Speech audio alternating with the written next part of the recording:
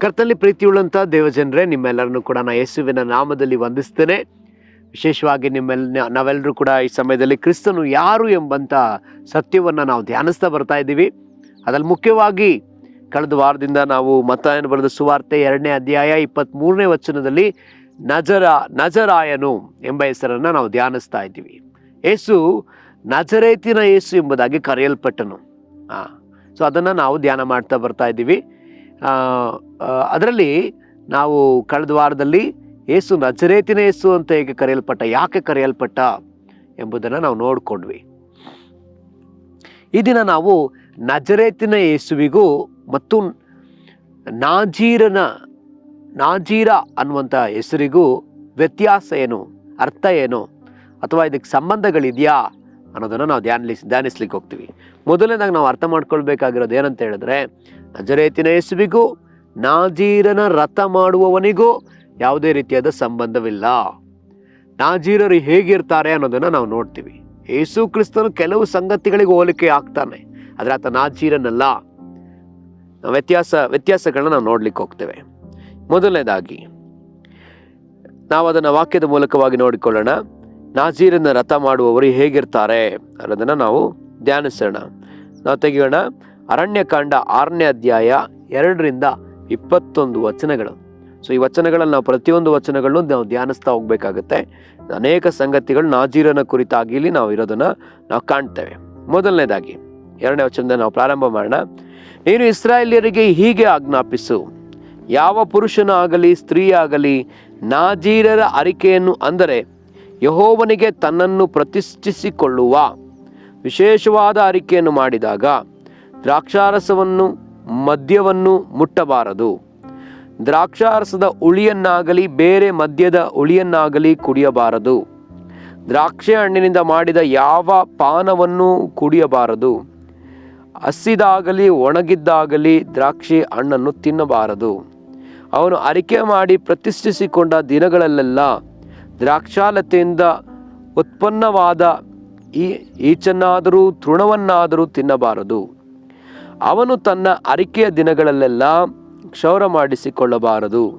ಅವನು ತನ್ನನ್ನು ಯೆಹೋವನಿಗೆ ಪ್ರತಿಷ್ಠಿಸಿಕೊಂಡ ದಿನಗಳು ಮುಗಿಯುವ ತನಕ ತಾನು ಮೀಸಲಾಗಿದ್ದು ತನ್ನ ತಲೆಯ ಕೂದಲನ್ನು ಕತ್ತರಿಸದೆ ಬಿಡಬೇಕು. ತನ್ನನ್ನು ಯೆಹೋವನಿಗೆ ಪ್ರತಿಷ್ಠಿಸಿಕೊಂಡ ದಿನಗಳೆಲ್ಲ ಯಾವ ಶವವನ್ನು ಮುಟ್ಟಬಾರದು.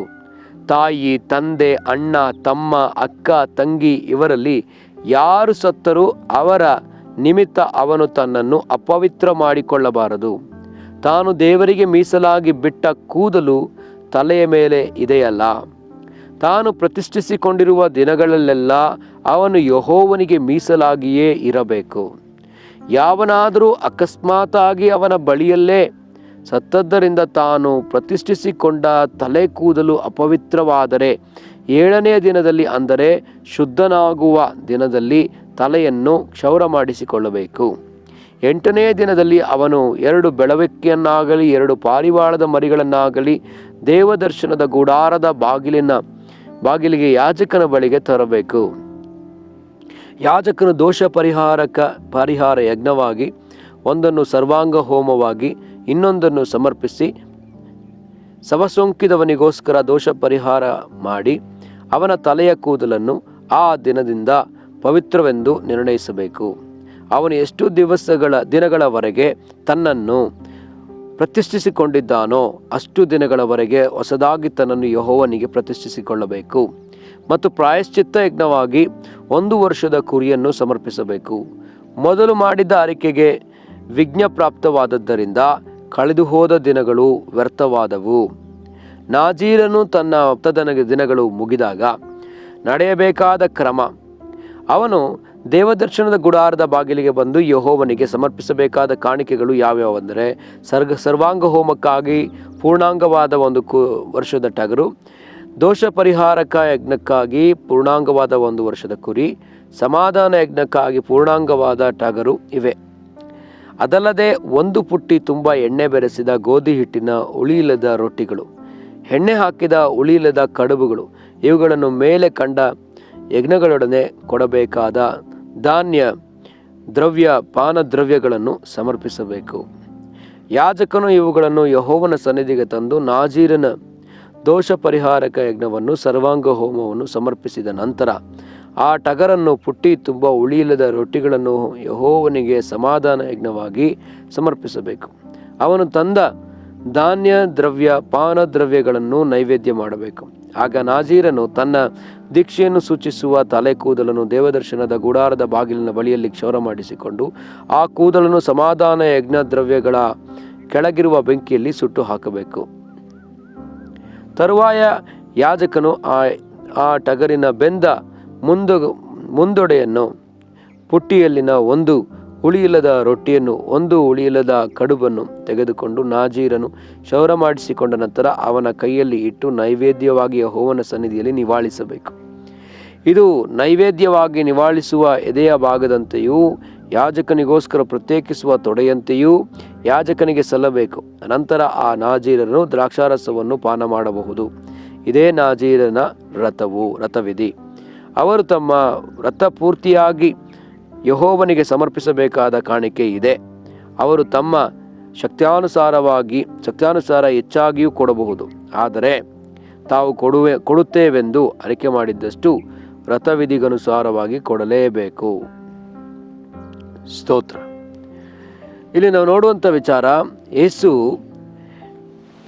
ನಜರೇತಿನ ಯೇಸುವಿಗೂ ನಾಜೀರನಿಗೂ ಯಾವುದೇ ರೀತಿಯಾದ ಇಲ್ಲ ಎಂಬುದನ್ನು ನಾವಿಲ್ಲಿ ಕಾಣಲಿಕ್ಕೆ ಸಾಧ್ಯ. ನೇರವಾಗಿ ನಮಗಿಲ್ಲಿ ಸ್ಪಷ್ಟವಾಗಿ ಕಾಣಿಸ್ತದೆ. ಯೇಸು ಹುಟ್ಟಿದಾಗಿನಿಂದಲೇ ನಾಜೀರನಾಗಿ ಪ್ರತ್ಯೇಕಿಸಲ್ಪಟ್ಟವನಲ್ಲ.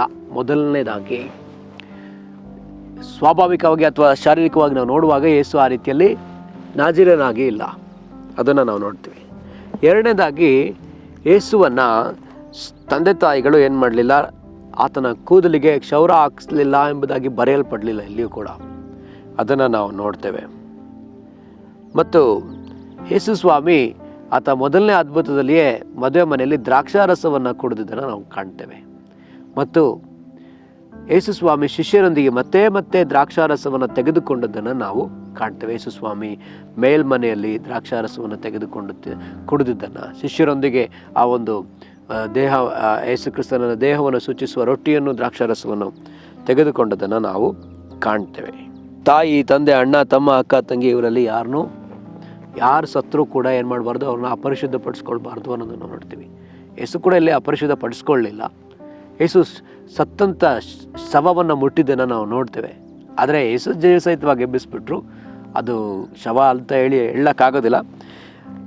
ಹಾಗಿದ್ರೆ ಇಲ್ಲಿ ನಾವು ನೋಡೋಂಥ ವಿಷಯ ಇನ್ನೂ ಅನೇಕ ವಿಚಾರಗಳಿದೆ. ಎಲ್ಲ ವಿಚಾರಗಳಲ್ಲಿ ನಾವು ನೋಡುವಾಗ ಎಷ್ಟೋ ವಿಷಯಗಳು ನಾಜೀರನಿಗೂ ನಜರೇತಿನ ಯೇಸುವಿಗೂ ಹೋಲಿಕೆ ಆಗಲ್ಲ. ಆದರೆ ಆತ್ಮಿಕವಾಗಿ ಎಲ್ಲವೂ ಕೂಡ ಹೋಲಿಕೆ ಆಗೋದನ್ನು ನಾವು ಕಾಣಲಿಕ್ಕೆ ಸಾಧ್ಯ. ಆತ್ಮಿಕವಾಗಿ ನಾವು ನೋಡುವಾಗ ನಜರೇತಿನ ಯೇಸು ಮತ್ತು ನಾಜೀರನ ಈ ಒಂದು ಸಂಗತಿಗಳಿಗೆ ಹೋಲಿಕೆ ಆಗೋದನ್ನು, ಕೆಲವು ಸಂಗತಿಗಳು ಹೋಲಿಕೆ ಆಗೋದನ್ನು ನಾವು ಕಾಣ್ತೇವೆ. ಅದರಲ್ಲಿ ಮುಖ್ಯವಾಗಿ ಈ ನಾಜೀರನ ರಥ ಏನಾದರೂ ಭಂಗವಾದಲ್ಲಿ ಅವ್ರೇನು ಮಾಡ್ತಾರೆ ಅಂತ ಹೇಳಿದ್ರೆ, ಪ್ರತಿಷ್ಠಿಸಿಕೊಂಡಂಥ ವ್ಯಕ್ತಿ ಆತ ಪ್ರತಿಷ್ಠಿತನ ಹಾಳು ಮಾಡಿಕೊಂಡ್ರೆ, ಕಳ್ಕೊಂಡ್ರೆ, ತನ್ನ ಪಕ್ಕದಲ್ಲೇ ಯಾರೋ ಒಬ್ಬರು ಸತ್ತರೆ ಅದರ ಮೂಲಕವಾಗಿ ಆತ ಅಶುದ್ಧನಾದರೆ ಆತ 7 ದಿವಸ ಆತನ ಶುದ್ಧೀಕರಿಸ್ಕೊಳ್ಬೇಕು. ಅದಕ್ಕಾಗಿ ಆತ ಎಲ್ಲ ಯಜ್ಞಗಳನ್ನ ಸಮರ್ಪಿಸಬೇಕು, ಸರ್ವಾಂಗ ಹೋಮ ಬಲಿಯನ್ನು ಸಮರ್ಪಿಸಬೇಕು, ದಾನ ನೈವೇದ್ಯವನ್ನು ಸಮರ್ಪಿಸಬೇಕು. ಆತ ಮುಂದೆ ನಾವು ನೋಡೋ ಸಮಾಧಾನದ ಯಜ್ಞವನ್ನು ಸಮರ್ಪಿಸಬೇಕು, ಪ್ರಾಯಶ್ಚಿತ್ತ ಯಜ್ಞವನ್ನು ಸಮರ್ಪಿಸಬೇಕು, ಪಾಪ ಬಲಿಯನ್ನು ಆತ ಸಮರ್ಪಿಸಬೇಕು. ಆ 7 ಯಜ್ಞಗಳನ್ನು ನಾವು ಧ್ಯಾನಿಸ್ಬೇಕಂತ ಅನ್ನಿಸ್ತದೆ.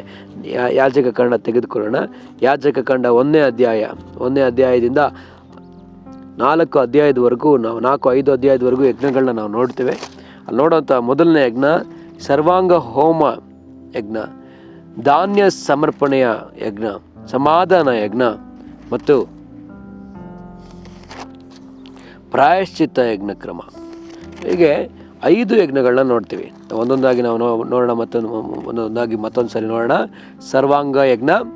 ಸರ್ವಾಂಗ ಹೋಮ ಯಜ್ಞ, ಧಾನ್ಯ ನೈವೇದ್ಯ, ಸಮಾಧಾನದ ಯಜ್ಞ 3ನೇದಾಗಿ, 4ನೇದಾಗಿ ಪ್ರಾಯಶ್ಚಿತ್ತ ಯಜ್ಞ,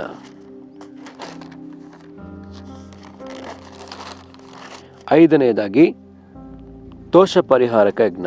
ಒಂದೊಂದು ಸಂಗತಿಗಳನ್ನ ನೋಡೋಣ. ಸರ್ವಾಂಗ ಹೋಮ ಯಜ್ಞ, ಧಾನ್ಯ ನೈವೇದ್ಯ, ದೋಷ ಪರಿಹಾರಕ ಯಜ್ಞ, ಪ್ರಾಯಶ್ಚಿತ್ತ ಯಜ್ಞ. ಸೊ 5 ಯಜ್ಞಗಳನ್ನ ನಾವಿಲ್ಲಿ ಕಾಣಲಿಕ್ಕೆ ಸಾಧ್ಯ. ಯಾಜಕ ಪ್ರತಿಷ್ಠೆಗೋಸ್ಕರ ಸಮಾಧಾನದ ಯಜ್ಞ ಎಂಬುವುಗಳೇ.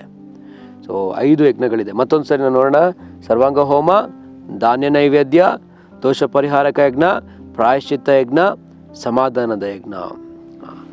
ಈ ನಾಜೀರನು ಈ 5 ರೀತಿಯಾದ ಯಜ್ಞಗಳನ್ನು ಆತ ಸಮರ್ಪಿಸಬೇಕಾದ ಪರಿಸ್ಥಿತಿ ಬರುತ್ತೆ. ಆತ ಏನಾದರೂ ಪ್ರತಿಷ್ಠೆಯನ್ನು ಕಳ್ಕೊಂಡ್ರೆ, ಆತ ಎಲ್ಲಿಯಾದರೂ ಪಾಪ ಮಾಡಿದರೆ, ಆತ ಎಲ್ಲಿಯಾದರೂ ಆತನ ರಥ ಭಂಗವಾದರೆ ಆತ 5 ಯಜ್ಞಗಳನ್ನು ಸಮರ್ಪಿಸಬೇಕಾಗತ್ತೆ.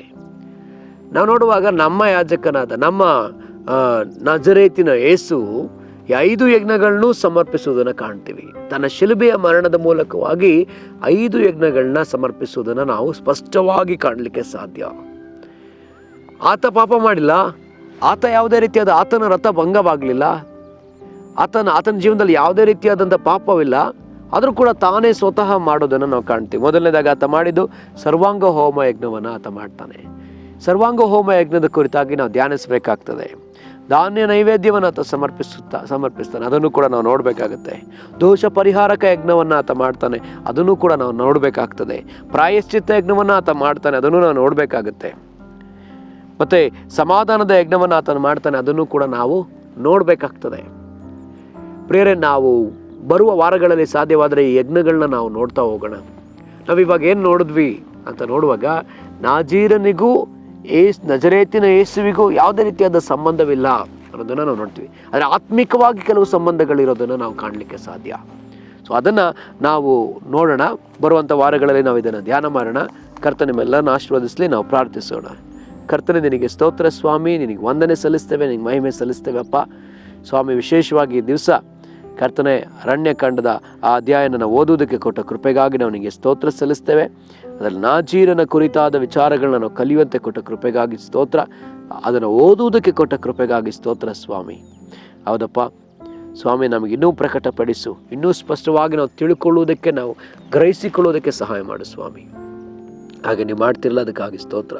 ಸಮಾಧಾನದ ಹೋಮ, ಧಾನ್ಯ ನೈವೇದ್ಯ, ದೋಷ ಪರಿಹಾರಕ ಯಜ್ಞ ಮತ್ತು ಕರ್ತನೆ ಪ್ರಾಯಶ್ಚಿತ್ತ ಯಜ್ಞ, ಸಮಾಧಾನದ ಯಜ್ಞ, ಈ 5 ರೀತಿಯಾದ ಯಜ್ಞಗಳನ್ನ ನಾವು ಅರ್ಥ ಮಾಡ್ಕೊಳ್ಳೋದಕ್ಕೆ ಸಹಾಯ ಮಾಡು ಕರ್ತನೆ. ನೀವು ಹೇಗೆ ಈ ಯಜ್ಞಗಳನ್ನ ಶಿಲುಬೆ ಮೂಲಕ ಮಾಡಿದ್ರಿ, ನಿಮ್ಮ ಜೀವನದಲ್ಲಿ ಮಾಡಿದ್ರಿ, ಇದನ್ನು ಮಾಡಿ ಧರ್ಮಶಾಸ್ತ್ರವನ್ನು ನೆರವೇರಿಸಿದ್ರಿ, ನಮಗೆ ತೋರಿಸ್ಕೊಡಿ ಯೇಸಪ್ಪ. ಹಾಗೆ ನೀವು ಮಾಡುವ ದೇವರಾಗಿದ್ದಿರೋದಕ್ಕಾಗಿ ಸ್ತೋತ್ರ. ಸಕಲ ಮಹಿಮೆ ನಿಮಗೆ ಸಲ್ಲಿಸ್ತೇವೆ. ನಸರೇತಿನ ಯೇಸುವಿನ ನಾಮದಲ್ಲಿ ಪ್ರಾರ್ಥಿಸ್ತೇವೆ ಪ್ರೀತಿಯ ತಂದೆಯಾದ ದೇವರೇ, ಆಮೆನ್. ಕರ್ತನೆ ನಿಮ್ಮೆಲ್ಲರನ್ನು ಆಶೀರ್ವದಿಸಲಿ ಪ್ರಿಯರೇ. Praise the lord.